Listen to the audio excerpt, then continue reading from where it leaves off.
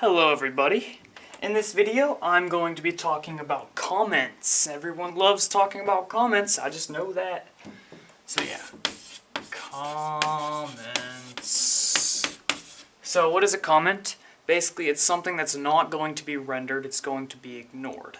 It's not going to be displayed on the web browser, the user's not going to see it, it's only there for the coder's help.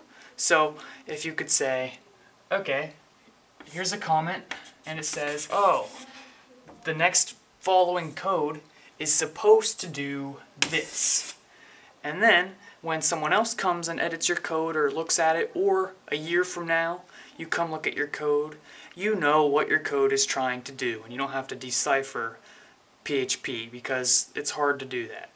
So, comments are common. Another reason for comments is often at the beginning of each program, you will have a list of things, which usually includes like the author, the date, and the purpose of the entire program.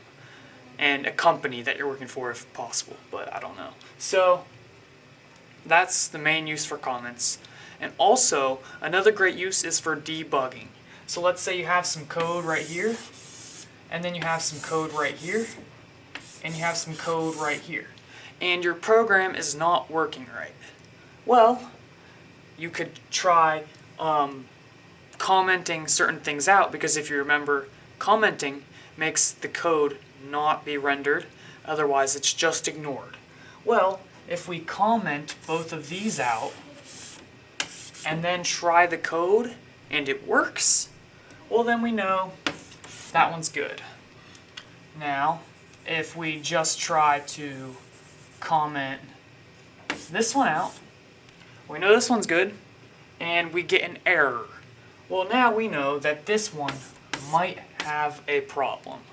Now you got to be careful though, because this, if let's say for example, if you have these and you want to see if the bottom one is working, so you comment these out, and then this one references something from these, it's going to not work out right, because obviously this code's not going to be rendered, so it's not going to turn out the way we like. So sweet. Let's go a little bit more in depth. There's pretty much two different classifications of comments that we'll be using. Well, sort of, I guess. HTML comments and PHP comments. So I'm going to be teaching both here. HTML comments look like this. So this is an HTML comment. If you put this into your HTML, it's going to be ignored. Here are our three different types of PHP comments. We have 2 forward slashes, a pound sign, hashtag, whatever you want to call it, and we also have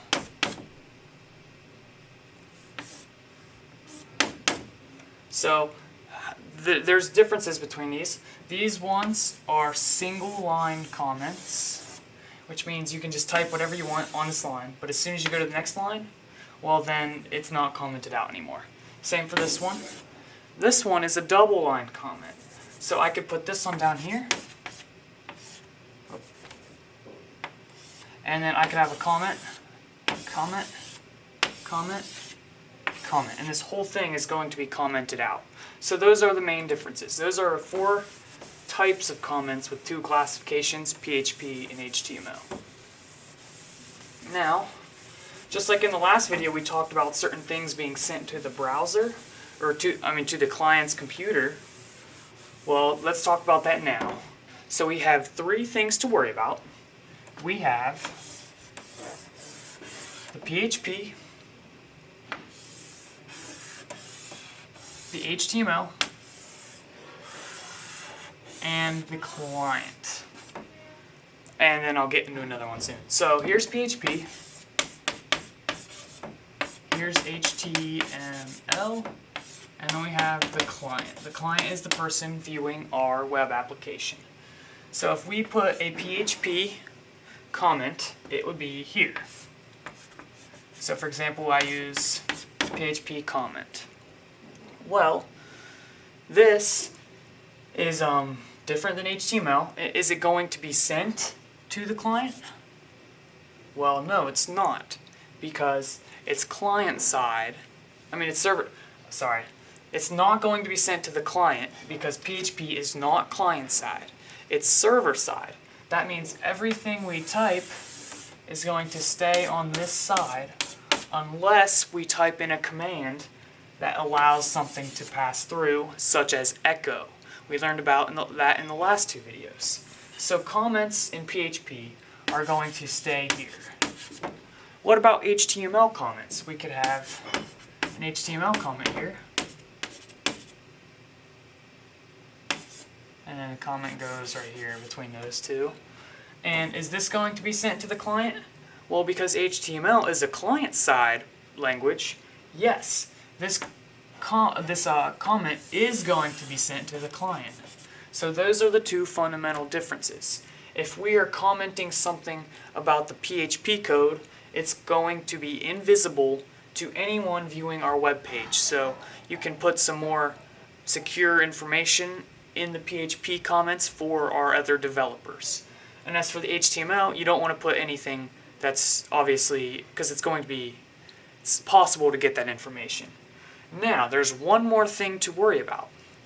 Here is the web browser, such as Firefox, within this client's computer. So this client opened up a web browser, specifically Firefox. Now, is this comment right here, is it going to display down here? What do you think? Do you think it will? That's what I thought too. No, I'm kidding. But no, it's not going to display on the web browser. So that's probably a better explanation than what I was trying to explain in the last video. Basically, PHP always stays on the server side unless told otherwise by some sort of command. You cannot access the PHP source code. You can only view what's sent to the other side onto the client side.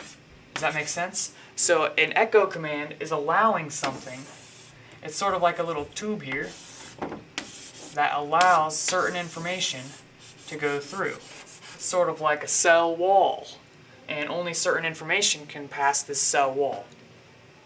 So that's one way you can think of it. HTML, on the other hand, though, is client-side, so anything you type in HTML is automatically going to be able to be viewed by the client. The only difference is between comments and code, well, comments are not going to be viewed in the web browser, but the actual content of the website will be. So how can you view the comments? Well, in any modern web browser, if you right-click a web page, there's a button that says View Source. That is going to show us all of the HTML source code used to display this web page. So okay, let me just give you a little example. If in our source code we have a comment that says my password is blah blah blah, and then this is on our HTML, well, the client's computer is going to have this information. The web browser is not going to directly see it. But if you select View Source, well then, that's not going to work out so well because you are going to be able to see this HTML comment. So hopefully that makes things very clear. The next thing I want to talk about in this video is white space.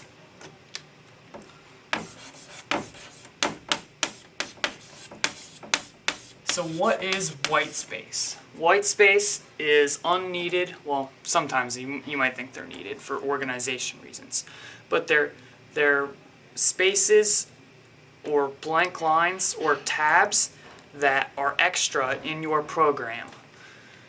And in PHP and HTML, they are generally white space insensitive. So for example, I could say in PHP, echo, hey, and then I could put 10 spaces and then say man how is this going to be rendered out in the web browser? They're going to see it as hey with one space, man. So all of these 9 extra spaces are ignored. All they get is hey man. So that's what I'm saying when they're white space insensitive. So the main 3 kinds we have to worry about are tabs, which just hits the tab button. It's about the size of like 5 spaces, for example. I don't really know. Blank lines, which is just hitting enter and hitting the space bar multiple times. So when we write code, if necessary, you can space things out how you would like them, or if you accidentally hit an extra space, it's not going to throw off your program unless you interrupt a specific word, such as echo. If you put EC space echo, well, that's not going to work. That's because they are sensitive to 1 space.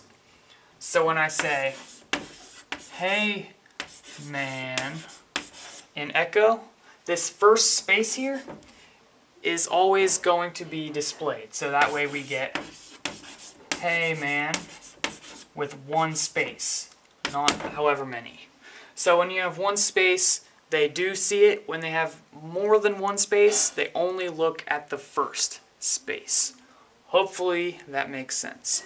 So go give that a few tries. Just type up some words. Make sure you are running the PHP through a web server. So viewing it localhost and then whatever, like either index.php, which will be the default, or a different page you created.